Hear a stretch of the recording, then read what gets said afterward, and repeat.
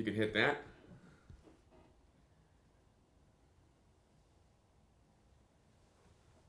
We're good there. Yes. And I'm gonna hit this real quick.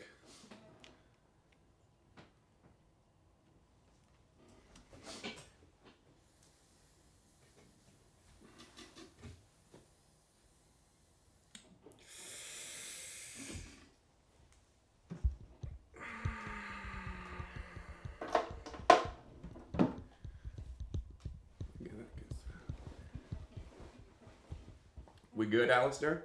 Yes, we are. We good on that one too? Hitting record now.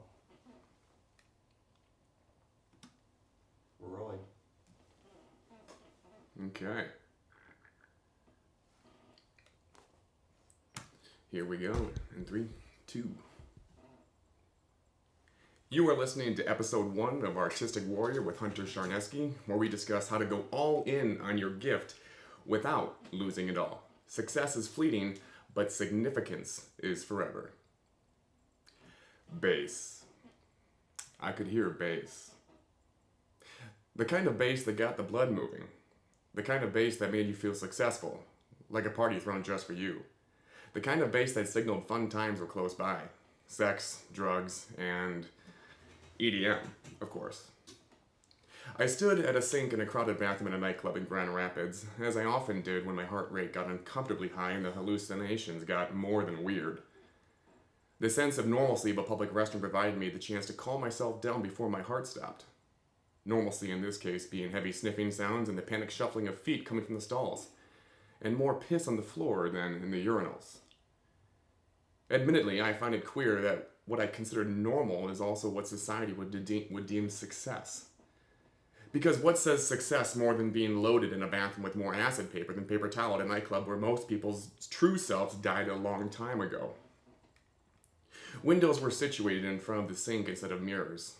Almost unconsciously, I grabbed the bottom of one and slid it upwards, welcoming a biting chill and a wind that whined through the narrow opening. It sounded like hoarse little screams from low places. Dead places. I stuck my head out and looked down to Monroe Avenue. From my 5-story vantage point, the people below looked like mindless toy soldiers marching in unison on the sidewalk. As I watched them, I remember thinking, would it really hurt that bad if I could hear bass? Like Pavlov's dog, I swung a look toward the sound of the bass and found a full-length mirror to my left. The sockets of my eyes were empty. My skin turned to goose flesh at the ghastly sight, and so I stepped closer to it till I was kissing distance away from my reflection. My face was gaunt, and the veins in my temples showed as if carved out of stone. After staring at myself for what felt like hours, my eyes shifted, almost mechanically, it seemed, and I realized that my sockets were not empty, but I was. And not even my hazel eyes could evince any semblance of human life. No, what was staring back at me was just a dull and dead fascination for success. Success looked like it was killing me. I could hear bass. I left the dope hangout where folks occasionally use the bathroom and lumbered back to my VIP booth in the club. I tossed aside the reserved for Hunter Charneski sign and plopped on the white couch. It made a tired woofing sound as I did. I laid back and looked above me, beguiled at the technicolored swatches of lasers and lights leaping across the dark sea that was the ceiling.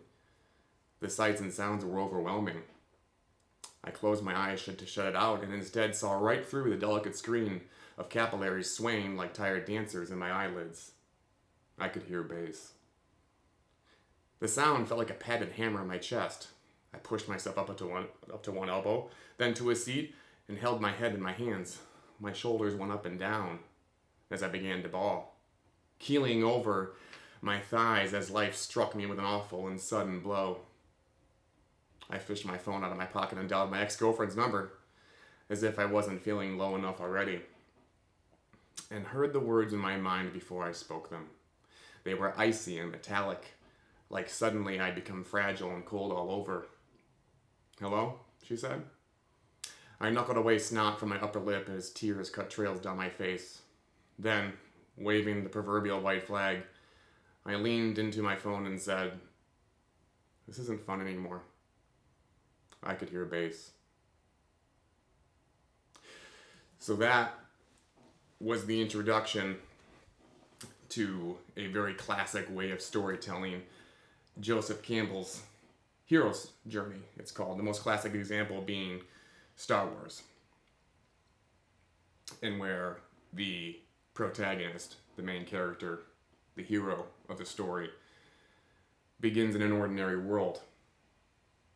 I find it a bit ironic that, but it's also just so me at the time that was my ordinary world. The ordinary world for me was being up to my eyeballs in acid and at Eve in downtown Grand Rapids, which is the only nightclub in Grand Rapids. That was my ordinary world. That was something that we did more often than we probably should have. As entrepreneurs, as business owners, as people who interacted with human beings and kids for their professional careers, right?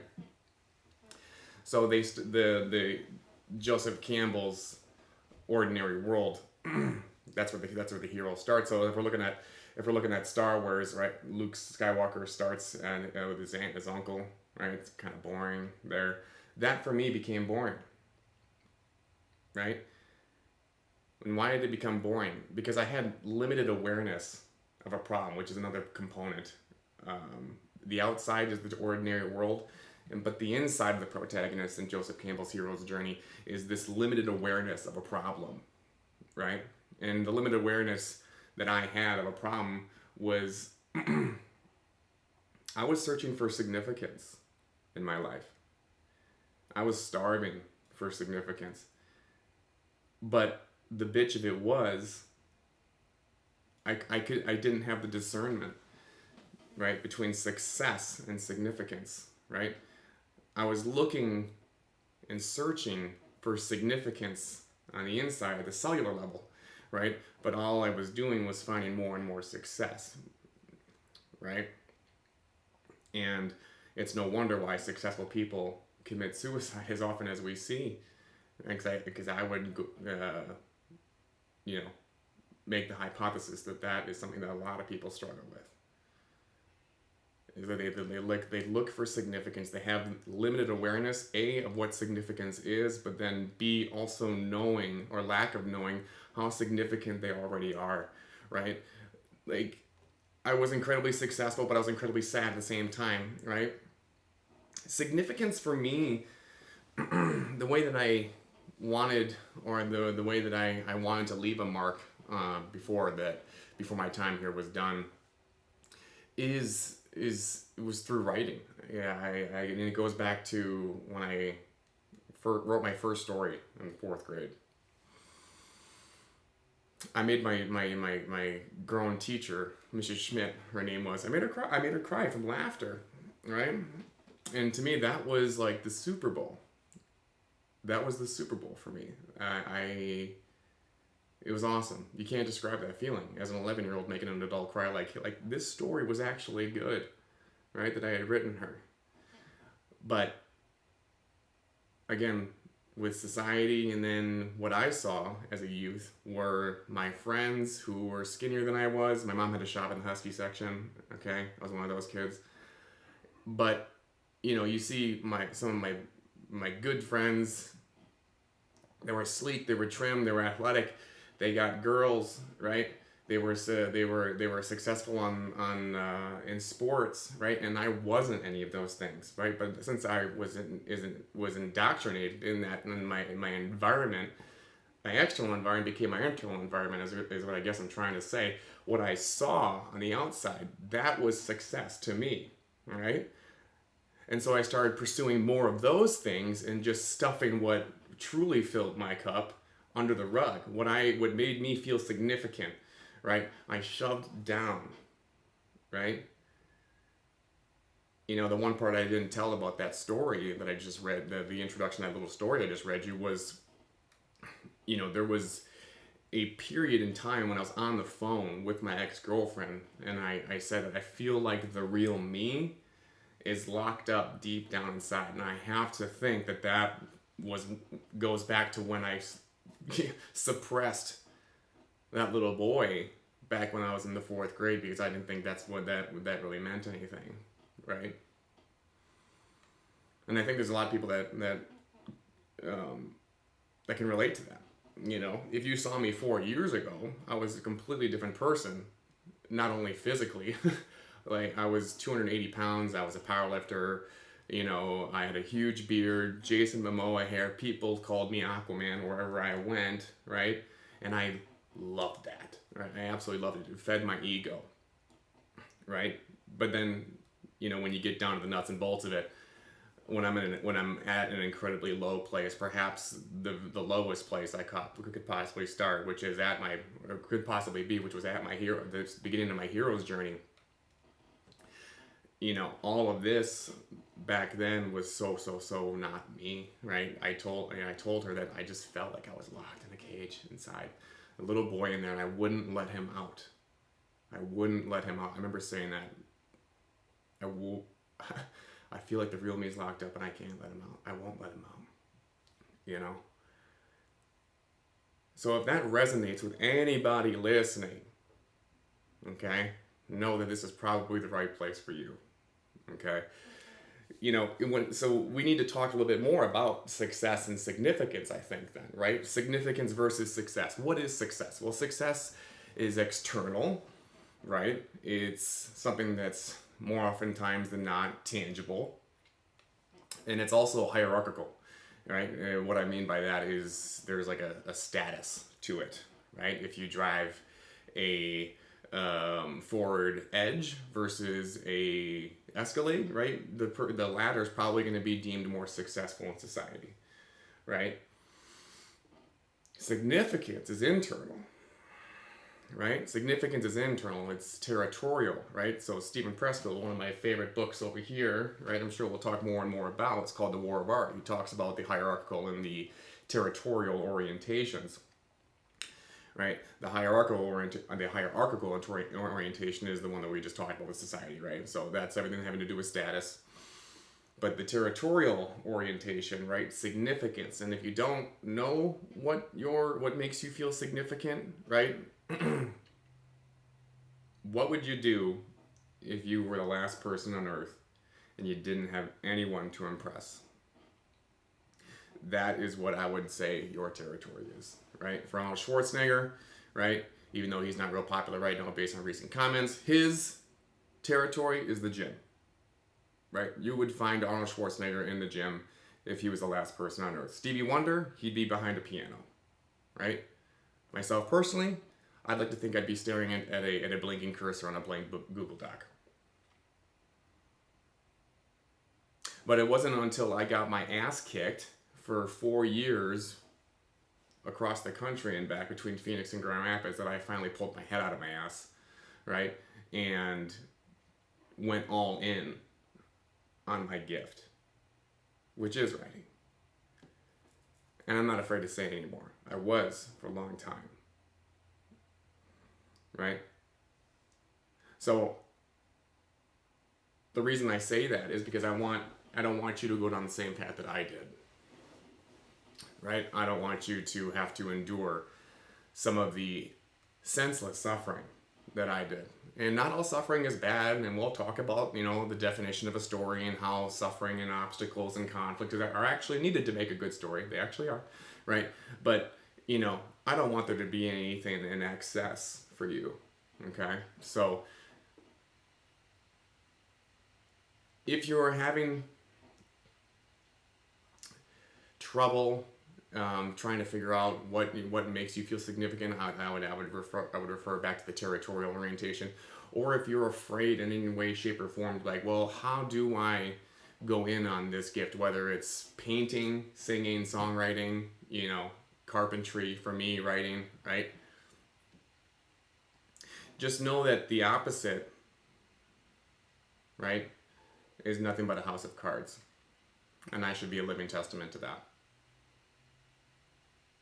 Right? Like my gym, when I owned it here in Grand Rapids, you know, we had done $250K in revenue less than 3 years, and not total, right? Between year 2 and 3, right? And that's not millions of dollars, but for a third year in business, when you're operating in your first 10 months out of a pole barn, I mean, that's pretty successful, right? But then you had a car, and I had a great Ford Raptor, and like I said, partying and up. And then it all came fucking crashing down. Okay, so let me just tell you that when I say stacking successes is dangerous, right? I'm telling the truth. Right? Because the grass isn't greener on the other side. Literally, right? I went from Michigan to the desert. Okay, the grass is not greener in Phoenix. Okay, it's greener where you water it. Okay, where your feet are at. Take care of where you're at now. Okay, because otherwise because right now I think a lot of us, at least I was at the time, I was like a fish in water. Right, I was too close to the problem, right, to even realize that I had a problem. Right? So it wasn't until I got ripped out of the water and I'm twitching like a landed bass on the shoreline, flopping around, right? And then God finally said, there, now we've got some life to you. And they threw me back. And now I'm here, back in Grand Rapids, back in the ordinary world, right? And we'll talk more about how all the steps kind of come back full circle as we go on this journey. But for those of you listening, I want you to reflect on, did any of that resonate with you? Are you bored with where you're at right now? Right? Do you find yourself always looking for the next thing? Right? Do you find yourself always searching for that next accomplishment? Like nothing's ever good enough. Right? That might be a clear warning sign that you're going down a dangerous path. I am here to help, if that is the case. Okay?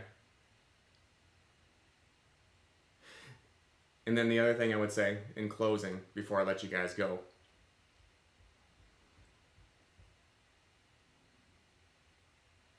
limited awareness of a problem.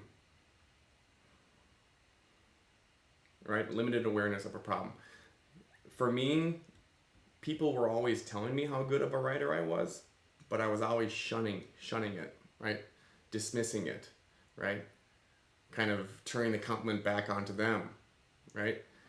If somebody's telling you that you are really good at something and you're hearing it more often and from more people, no matter how long you've been doing it, that's probably a sign that you should chase that thing. And even more so, if you're scared to chase that thing, even better. Right? You need to go down that rabbit hole. Right? Well, but then if you come at me and you say, well, Hunter, I've got all this going on in my life, and if I do that, like I'm kind of risking it, aren't I? Like, okay, well, let me just hear it from the horse's mouth. Like I had everything, right? And then I lost it all. Because I fucking didn't double down and chase and pursue and cultivate my gift, then give it back to the world. Okay? So when you don't take the risk, you actually risk more. Right? Playing it safe is actually the biggest risk. Okay? So, to summarize, right? Do you feel like you're just stacking successes right now, right? Does your world seem very ordinary, very boring, right? Do you have limited awareness of the problem, right? Do you hear how good you are at a particular thing that you are ignoring, right? Success versus significance would be the second point, right? Hierarchical versus territorial. Okay? What would you do if you were the last person on Earth with nobody left to impress? That is what makes you significant. I would lean more into whatever that thing is. Okay? And lastly, I would just caution you that if you are going down the path of stacking success after success after success after success and still finding no enjoyment in it, it is a house of cards. Okay? Just letting you know. But we're going to talk way more about this. This is only the first chapter, the first segment, the first piece to Joseph Campbell's The Hero's Journey. I'm going to bring you through my shitstorm, right? And hopefully there's some lessons to be learned along the way. Alrighty? So, your call to action. I'm stealing Andy Frisella's one from the Real AF podcast show, whatever the hell he calls it. right? Remind you to pay the fee, okay? I don't run ads on this show. I might someday, but I don't right now, okay? It costs me money to produce it, but it's free for you to consume, and I want to keep it that way, right? The only thing I would ask is that you do share the show if you got something out of it, if it made you laugh, if you liked the writing in the beginning, right? If you found value in any way, shape, or form, just share the show, please. That's all, okay? So until next time, be an artistic warrior, train your mind, build your body, share your gift, whatever that is. Talk to you next time. So that's one.